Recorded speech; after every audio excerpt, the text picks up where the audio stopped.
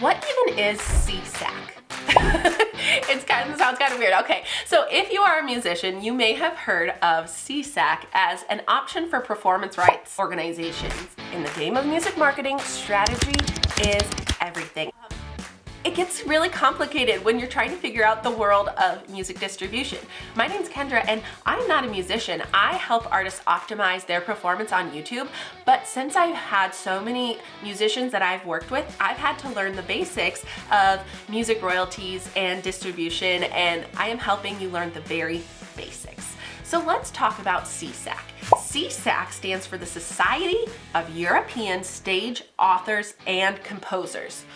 Okay, that's a lot. Now, even though it says European, a lot of people in America do still use SESAC because it has some great benefits over using ASCAP or BMI. All three of these are what are called performance rights organizations. Let's take a look at royalties at their most basic level.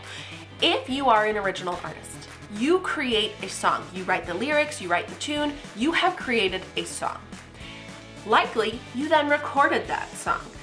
But those count as two different entities. You have the song you wrote and then the recording of it. For example, when I was working with a company, we hired two well-known children's musicians to create an original song for our company. The musicians retained ownership of the song. They wrote it, they own it.